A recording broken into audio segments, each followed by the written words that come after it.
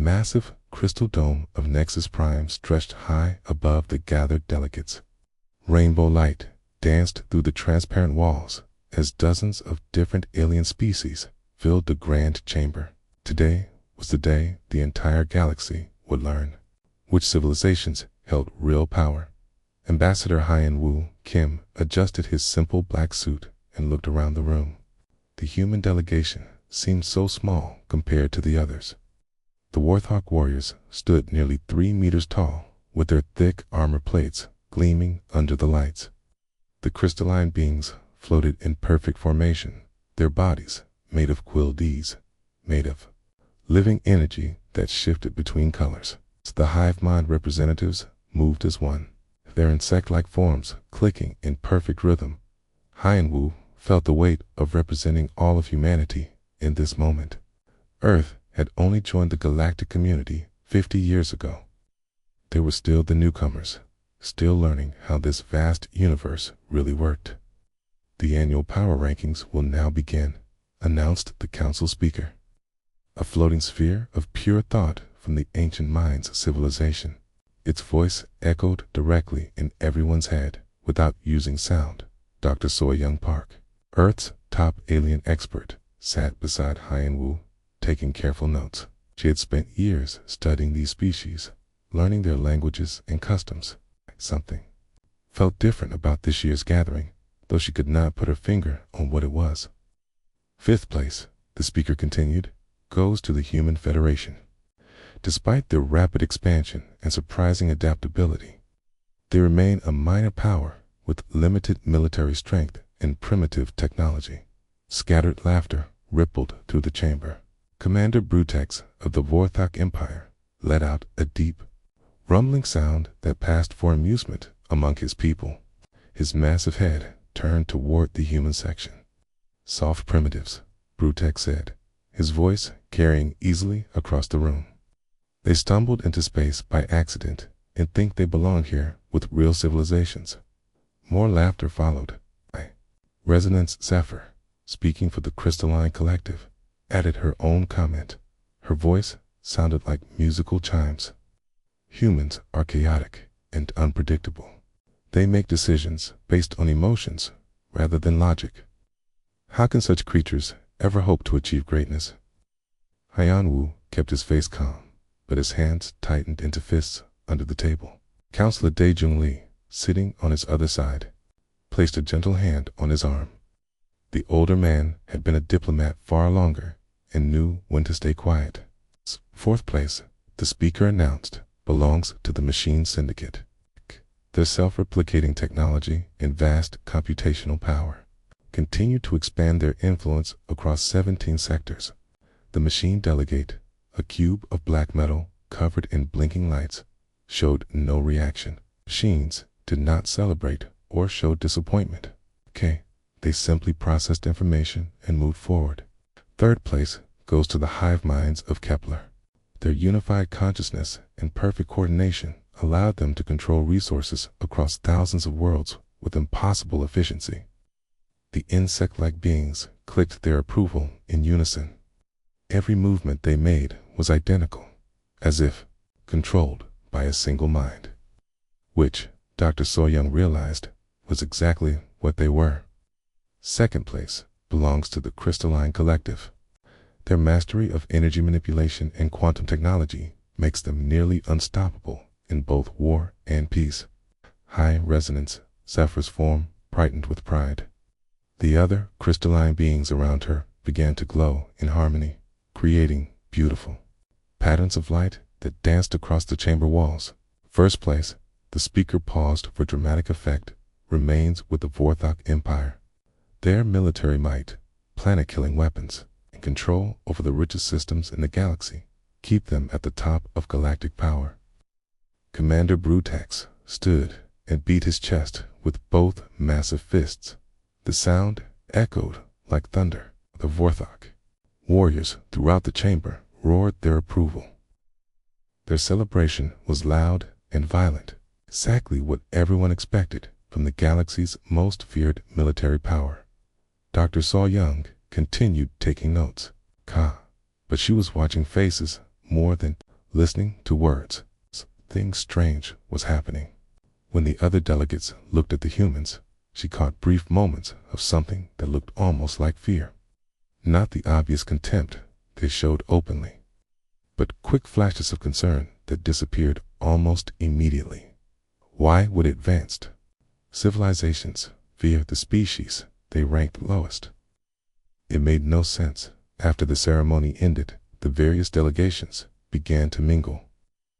Hien Wu found himself surrounded by representatives who seemed curious about humanity despite their public dismissal. "Tell me," asked a representative from the trader guilds, "is it true that humans make military decisions during battle without consulting their command computers?" "Sometimes," Hien Wu replied carefully. "Our commanders are trained to adapt quickly to changing situations." The trader guild members' three eyes widened. "How terrifying," it whispered, then quickly walked away. Dr. So-young approached a group of younger delegates from various species. They seemed more willing to talk honestly than their elders. "What do your people really think about humans?" She asked directly, a young crystalline being dimmed nervously. "My resonance parent says humans are dangerous because they cannot be predicted. Our quantum calculations show thousands of possible outcomes for any situation, but humans choose options that should not exist. My hive cluster finds human chaos disturbing," added a Kepler representative. "Individual thoughts happening at the same time create patterns we cannot process." Before Dr. So-young could ask more questions, alarms began blaring throughout the pot chamber. The council speaker's voice filled everyone's mind with urgent panic. "Emergency session called immediately. Unknown forces have attacked and destroyed Colony Outpost 7 in the Rim territories. All major powers report similar attacks on their outer colonies. Repeat, this is a galactic emergency." The chamber erupted into confusion as delegates rushed to contact their homeworlds. Hien Wu watched the panic spread among the galaxy's most powerful civilizations. These were species that controlled planet-killing weapons and reality-warping technology, yet they seemed genuinely frightened by whatever had attacked the colonies. What kind of enemy could scare civilizations like these? He wondered aloud. Counselor De Jung gathered the human delegation together. "We need to contact Earth Command immediately. If something out there can threaten the top-ranked powers, we need to know what we're dealing with." Stay prepared to leave. Dr. So-young noticed something that chilled her. The fear she had glimpsed in alien faces during the ranking ceremony was now open and obvious. But when they looked at the human delegation, that fear seemed to lessen slightly, as if humanity's presence offered some small comfort. What did these advanced civilizations know about humans that humans themselves did not understand? And what was coming from the dark spaces between stars that could make the galaxy's greatest powers tremble with fear? The answers would come soon enough.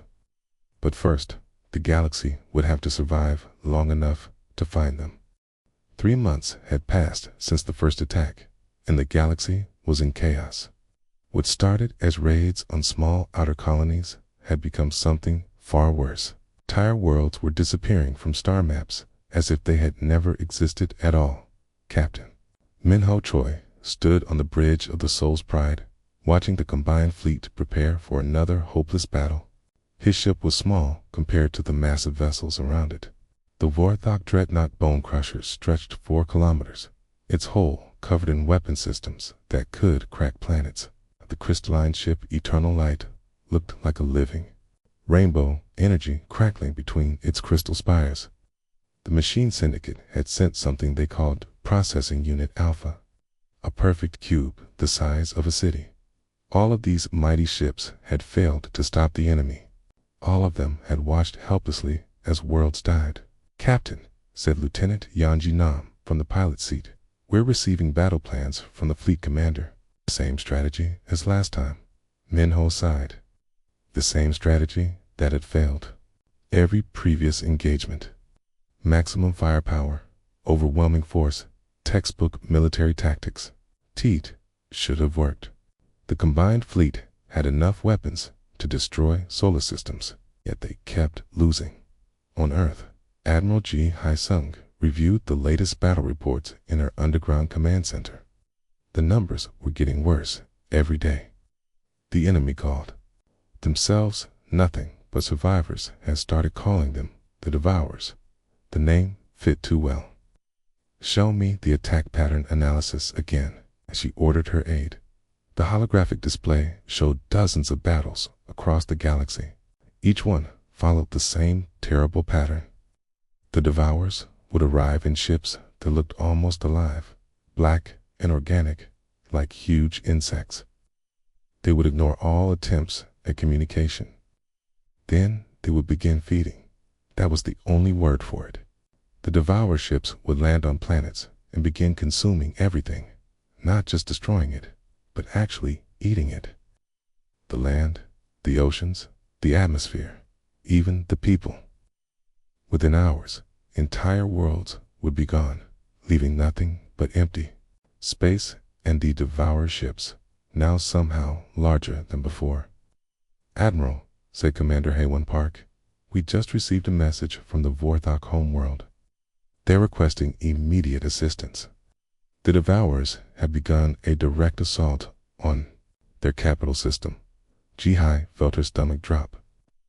The Vorthok Empire controlled the strongest military in the galaxy. If they were asking for help, things were worse than anyone had imagined. 2 days later, the combined fleet arrived at the Vorthok homeworld to find a nightmare. Dozens of Devourer ships surrounded the planet like a swarm of hungry insects. They had already consumed 3 of the system's moons and were working on the planet's surface. Fleet. Admiral Zektar of the Vorthok gave the attack order from his flagship. Every ship in the combined fleet opened fire at once. The space between them and the Devourers lit up with energy beams, plasma bolts, reality warping attacks, weapons that had no names in human language. The Devourers absorbed it all. Captain Minho watched in horror as the enemy ships seemed to drink the attacks like water. Energy beams disappeared into their black holes. Plasma bolts simply vanished. Even the crystalline's reality warping weapons had no effect.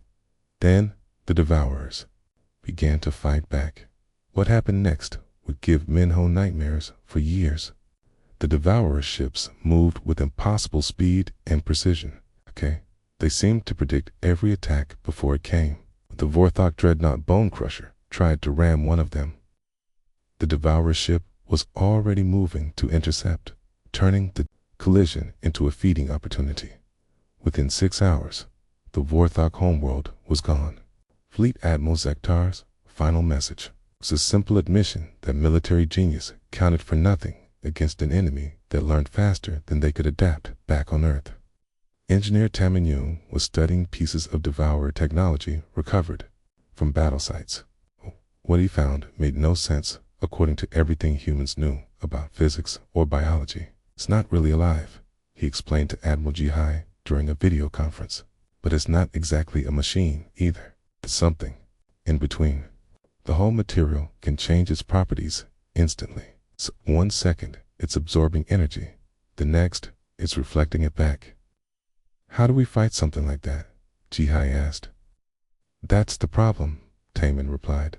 "Every weapon we use teaches it how to defend against that weapon. Every tactic we try gets added to its database. It's like fighting an enemy that becomes smarter with every battle." The news kept getting worse. The Crystalline Collective's central nexus, the heart of their civilization, went dark after a 3-day siege.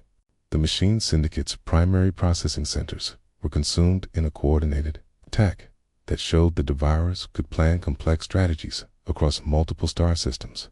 Dr. So-young's Park made a disturbing discovery while studying Devourer behavior patterns. She called Admiral Ji-hai with her findings. "I think I know why they're winning," she said. "Look at this analysis of their attack patterns. They're perfectly logical. Every move calculated for maximum efficiency. They study our tactics, find the optimal counter, and execute it flawlessly. That sounds like good military strategy, Jihai replied. Too good, So-young emphasized. No natural species thinks this way. Even machines show some variation in their responses.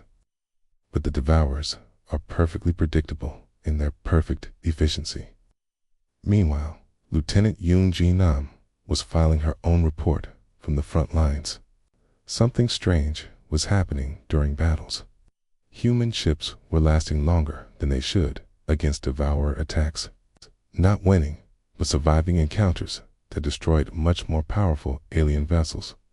I can't explain it, she told Captain Minho.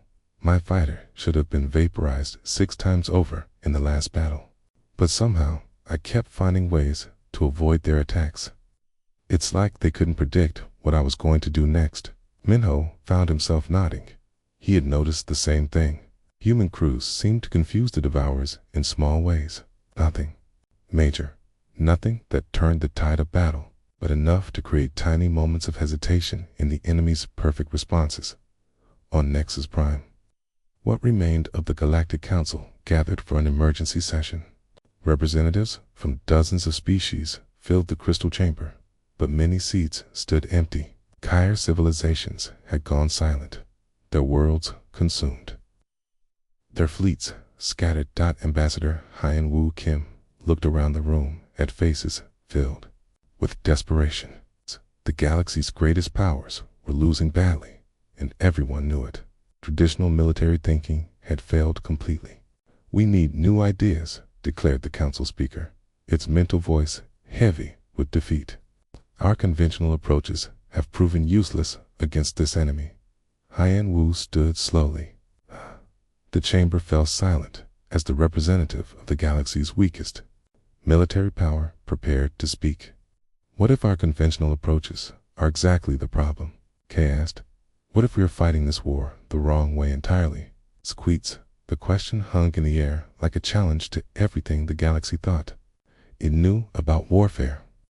The silence in the Galactic Council chamber stretched for long moments after Ambassador Hyen-Woo Kim's question round him. The galaxy's most advanced civilizations struggled to understand what he meant by fighting the war the wrong way.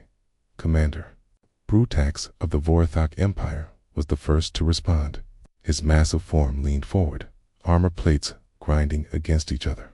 Human, we have used every weapon in our arsenal.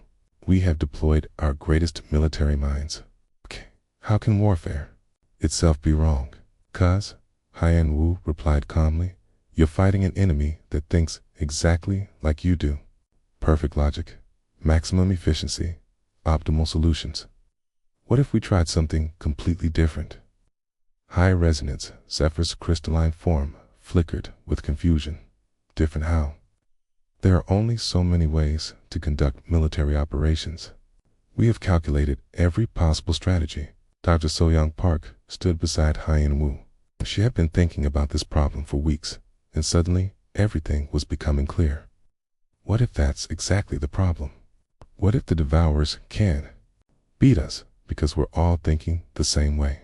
The Machine Syndicate representative, a black cube covered in blinking lights, processed this information. Clarification required. All military strategy is based on logical principles. How can logic be incorrect? It's not incorrect, Hyen-Woo explained. It's just predictable. The devourers study our logical responses and develop perfect counters. But what if we stopped being logical? The chamber erupted in confused voices. Species that had spent thousands of years perfecting their logical thinking could not understand how abandoning logic could help anything. General 1C Kong arrived from Earth 3 days later with a proposal that shocked everyone. Instead of bigger weapons or better technology, he wanted to test something the galaxy had never seen before: deliberate military chaos. Human warfare is different, he explained to the emergency council session. We don't just calculate the best move and execute it. We adapt, we improvise, we make decisions based on feelings and instincts. Feelings, Commander Brutax's voice carried obvious disgust. You make life and death decisions based on emotions. Sometimes, one Sikh replied without shame. Our greatest military victories came from commanders who ignored the logical choice and followed their instincts instead. Tactician Haiwan Cho stepped forward with detailed battle plans that made no sense to anyone in the room. Random attack patterns, emotional decision-making, strategies that seemed designed to confuse their own forces as much as the enemy. This is madness, declared a representative from the academic world. Military science exists for a reason. You cannot win wars by being unpredictable. Can't we? Haiwan asked. Every logical approach has failed. Maybe it's time to try something illogical. The debate continued for hours, but desperation finally won. With entire civilizations already lost to the devourers, the remaining powers agreed to let humanity test their crazy ideas on a small scale. Commander Sujin Lim led the first experimental mission with a mixed squadron of human and alien ships. Her orders were unlike anything the galaxy had ever seen. Make no fixed plans, change tactics randomly during battle, entrust individual pilot judgment over central command. The alien crew members were terrified. Crystalline navigator, named Harmonic Echo, actually began to flicker with panic when told to plot a course based on what feels right, instead of calculating the optimal path. This is impossible, Echo complained. How can I navigate without mathematical precision? Try it, Sujin encouraged. Just point us toward something that seems interesting. The mission launched toward a devourer fleet attacking a mining colony in the border systems. Sujin's squadron approached using tactics that would have failed any military academy test. They split up randomly, attacked from unexpected angles, and changed their strategy every few minutes. The results were shocking. For the first time since the war began, devourer ships showed hesitation. Their perfect responses became slightly delayed as they struggled to process the chaotic human tactics. More importantly, the human-led squadron actually managed to damage several enemy vessels before retreating. The damage was minor, but it was the first time anyone had hurt the devourers at all. Scientist Junho Bei analyzed the battle recordings and made a breakthrough discovery. Look at the devourer response patterns, he showed Admiral Jihai on Earth. Every time our forces did something logical, they had an instant counterattack ready. Watch what happens when Lieutenant Park decided to ram that asteroid into their formation. The recording showed a moment of complete confusion in the devourer ranks. Their ships actually collided with each other as they tried to process an attack that made no tactical sense whatsoever. They can't adapt to true randomness, Junho concluded. Their learning algorithms are designed to counter logical responses, but human creativity creates patterns that don't follow any mathematical model. Dr. So-Young Park made an even more disturbing discovery while studying captured devourer technology. I don't think these are natural creatures, she reported. Technology is too perfect, too optimized. I think they're artificial constructs created by a civilization that removed all chaos from their society. What do you mean? Admiral Jihai asked. Think about it, So-Young explained. What if there was once a species that became perfectly logical? They eliminated all emotion, all unpredictability, all the messy parts of thinking that we consider human. Then they built the ultimate logical weapon to conquer the galaxy. But they never tested it against illogical opponents, Jihai realized. Exactly. They couldn't, because they had made themselves incapable of illogical thinking. Word of the successful test mission spread quickly through the remaining galactic civilizations. For the first time in months, there was hope. But hope came with a price that many species found difficult to accept.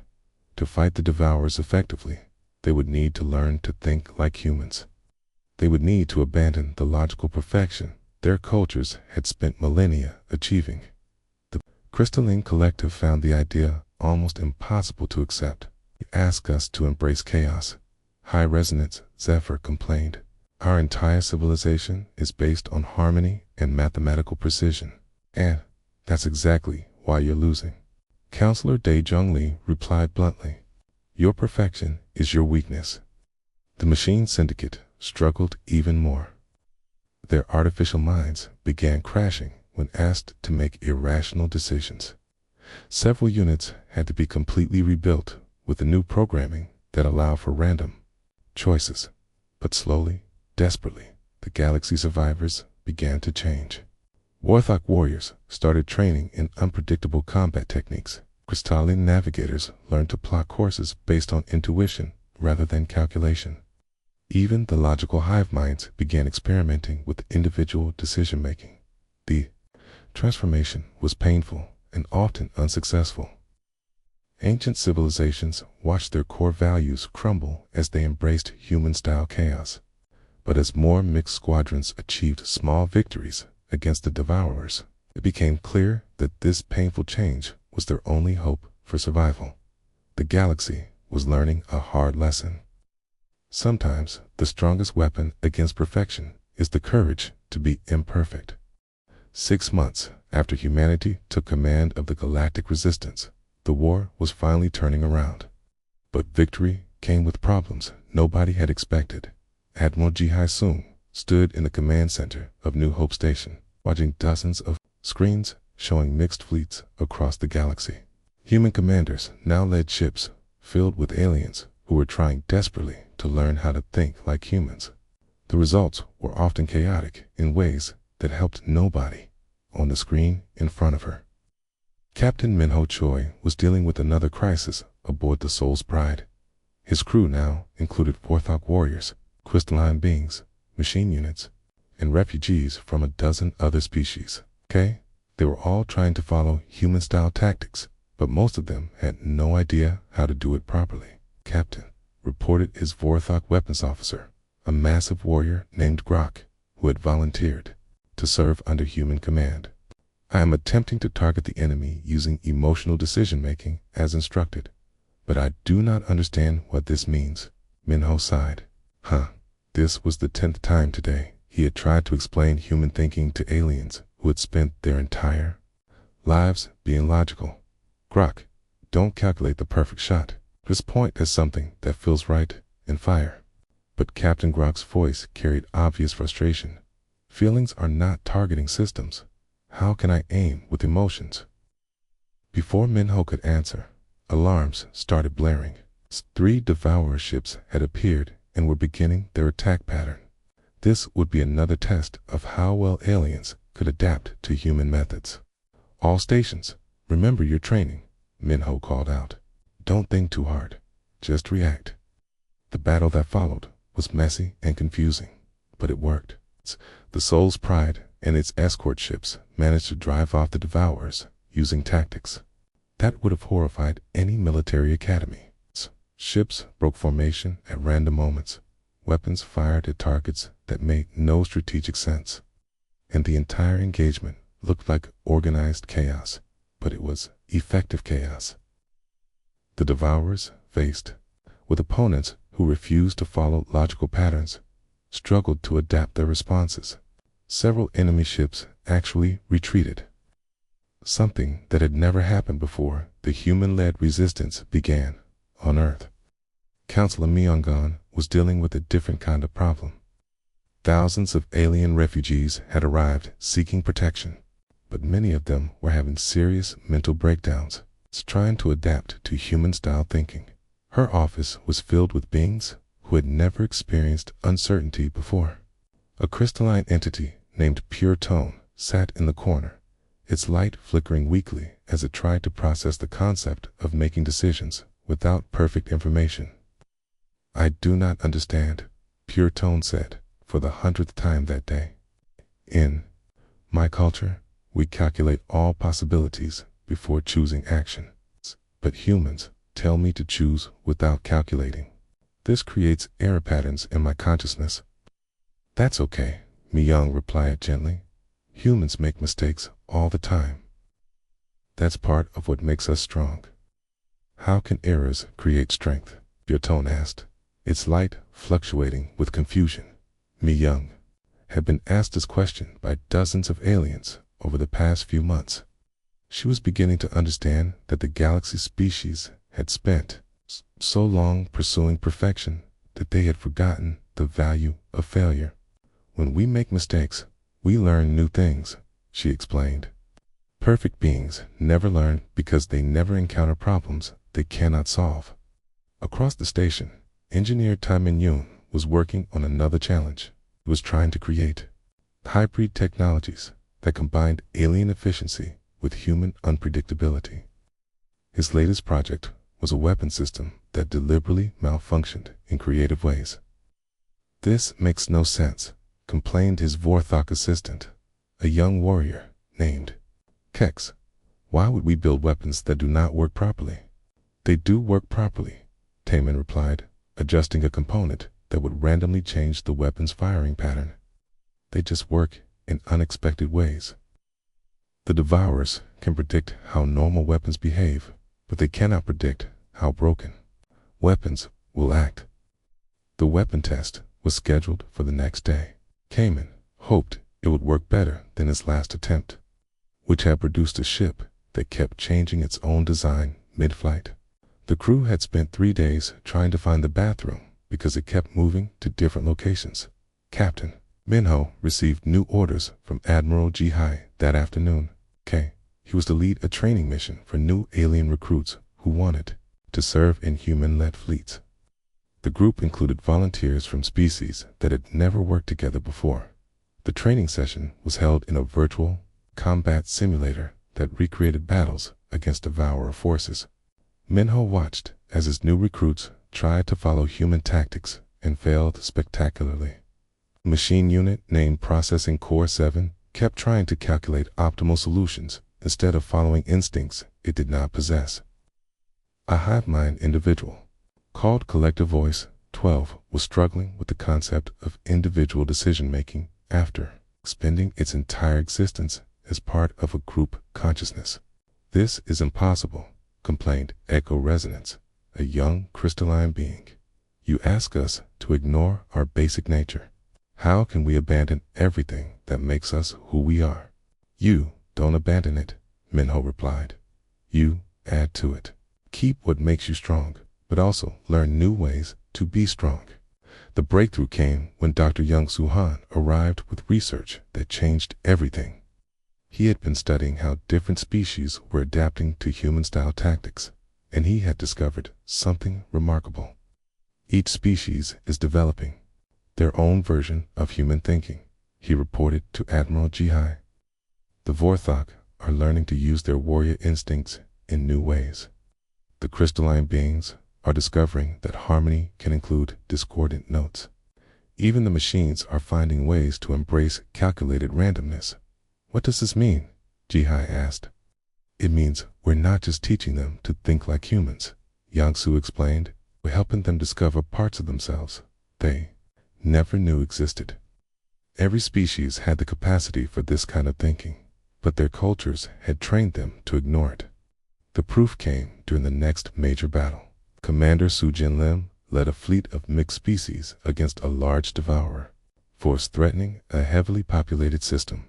Each species in her fleet had developed their own interpretation of controlled chaos. The Vorthok warriors learned to fight with passionate fury instead of cold calculation. The crystalline beings discovered that beautiful harmony could include unexpected discord. The machine units developed what they called organized randomness, making logical decisions based on deliberately random inputs. Even the hive minds learned to value individual thoughts within their collective consciousness. For the first time in their history, they allowed different parts of their minds to disagree with each other. The battle was unlike anything the galaxy had ever seen. Ships from different species moved in patterns that somehow worked together, despite making no logical sense. The Devourers, faced with this explosion of creative chaos, began making mistakes for the first time since the war started. Several Devour ships actually turned on each other as their adaptation algorithms crashed, trying to process the impossible variety of unpredictable tactics they were facing. The victory was complete. But more importantly, it proved that humanity's greatest gift to the galaxy was not their own way of thinking. It was their ability to help other species rediscover the creative potential they had always possessed but had forgotten how to use. The galaxy was not learning to be human. It was learning to be truly alive. The final battle began at dawn on New Terra, the temporary capital world of the Galactic Resistance. Admiral Ji Hai-sung stood before the largest fleet in galactic history, knowing that everything they had learned would be tested in the next few hours. The Devourer home base had been located deep in the Dark Nebula, a region of space so twisted and dangerous that no species had ever successfully mapped it. Intelligence reports suggested that millions of Devourer ships waited there, along with the source of their power, a massive construct that seemed to be feeding on the very fabric of space itself. All fleet commanders, this is Admiral Sung. She broadcast to the thousands of ships gathered around New Terra. Today, we do not fight as separate species. We fight as one galaxy that has learned to embrace its differences. Captain Minho Choi listened from the bridge of the Soul's Pride, now the flagship of the Korean battle group. His crew had become a perfect example of what the galaxy could achieve when species worked together. Grok, his Vorthok weapons officer, had learned to combine warrior passion with tactical thinking. Co-Resonance, the young crystalline navigator, now plotted courses using mathematical harmony enhanced by creative intuition. Captain reported processing Core 7, the machine unit who had learned to value calculated randomness. Enemy contact in 30 minutes. Sensors detect approximately 10 million Devourer vessels, 10 million ships. The number should have been terrifying, but Minho felt oddly calm. The galaxy had changed so much over the past year. They were no longer the same civilizations that had been easily defeated by logical perfection.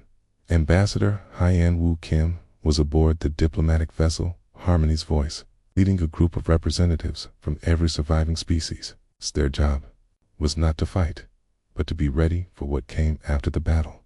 Win or lose, the galaxy would need new leadership.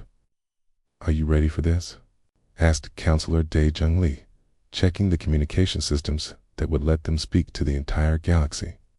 "As ready as anyone can be for rewriting galactic civilization," Hyan Woo replied. The old ranking system was already dead. Today would determine what would replace it. The Devourer fleet appeared like a black wave rolling through space. Millions of organic-looking ships moved in perfect formation, their dark hulls absorbing light itself. They advanced with the same terrible precision that had conquered most of the galaxy. All ships execute Operation Chaos Storm. Admiral Ji Hai commanded. What followed looked like madness to anyone who understood traditional military tactics. The resistance fleet broke into thousands of small groups, each moving according to different principles. Some followed Vorthok passion tactics, attacking with wild fury. Others used crystalline harmony discord, creating beautiful patterns that somehow included deliberate mistakes. Machine units employed organized randomness, making logical decisions based on deliberately random inputs. The hive minds had perhaps changed the most. Instead of thinking as one consciousness, they now allowed millions of individual thoughts to exist within their collective awareness. Each thought could disagree with the others, creating an explosion of creative possibilities that even they could not predict. Captain Minho led his battle group in a spiraling attack pattern that made no tactical sense but felt right to his mixed crew. Grok, fire at whatever makes you angry. Echo, take us wherever the harmony feels strongest. Processing Core 7, calculate the most beautiful mistake you can make. The Devourers responded exactly as expected. Their perfect adaptation algorithms began analyzing the resistance tactics, preparing optimal counters for each type of attack. But there were too many different types, too many species thinking in too many different ways. For the first time in the war, the Devourers began to show strain. Their formations started to waver as ships collided with each other, confused by conflicting adaptation protocols. Some Devourer vessels actually began attacking their own allies as their logical systems crashed. Trying to process the impossible variety of chaos they faced, Engineer Taemin Yoon watched from his experimental ship the beautiful mistake, as his hybrid weapons performed exactly as designed. The ship's weapons kept changing their effects randomly, firing healing beams one moment and reality-warping bullets the next. The Devourers could not adapt to weapons that deliberately did not work properly. The breakthrough came when Commander Sujin Lim's squadron reached the Devourer home base. The massive construct at the center of the enemy fleet was revealed to be exactly what Dr. Soyoung Park had predicted: a perfect logical weapon created by a perfectly logical civilization. "It's beautiful," Sujin reported, staring at the geometric perfection of the construct, "and completely insane. No natural species could build something this perfect." The construct began its final attack, sending waves of pure logic toward the resistance fleet. These waves should have destroyed everything they touched, but something impossible happened instead. The mixed crews of the resistance fleet, thinking in dozens of different chaotic ways, created patterns too complex for the logical weapon to process. The construct began to tear itself apart. Its perfect algorithms, designed to counter logical opponents, could not handle the creative chaos that the galaxy had learned to embrace. Within minutes, the source of Devourer power collapsed into a singularity that pulled the entire enemy fleet into oblivion. The victory celebration that followed was unlike anything the galaxy had ever seen. Species that had been enemies for millennia danced together in the corridors of their ships. Vorthok warriors sang harmony with crystalline beings. Machine units composed poetry about the beauty of calculated mistakes. 3 days later, the new Galactic Council met on Nexus Prime. The crystal chamber had been rebuilt to accommodate the changed galaxy. Instead of rigid seating arrangements based on power rankings, species sat in flowing groups that shifted and changed throughout each session. "The old ranking system is dead," Ambassador Hyenwu announced to the assembled delegates. "We have learned that diversity of thought is more powerful than any weapon." Philosopher Donghyun Shin presented the new Galactic Charter. "We propose a civilization based not on who is strongest, but on how well we can work together. Every species brings unique strengths. Every way of thinking adds to our collective wisdom." Dr. Soyoung Park shared her final research about the Devourers. They were created by a species that achieved perfect logic by eliminating all chaos from their society. In the end, their perfection destroyed them because they could no longer grow or change. They made the ultimate logical weapon, but they could never test it against illogical opponents because they had made themselves incapable of illogical thinking. The lesson was clear. The pursuit of perfection had nearly destroyed the galaxy. Twice. Once, when the perfect logical species created the Devourers. And again, when their weapon almost conquered everyone else. The galaxy's strength comes from its imperfections, concluded Admiral Ji-hai during the closing ceremony. Our differences are not weaknesses to overcome, They are advantages to celebrate. Engineer Taemin Yoon was already working on new projects with teams that included members from dozens of species.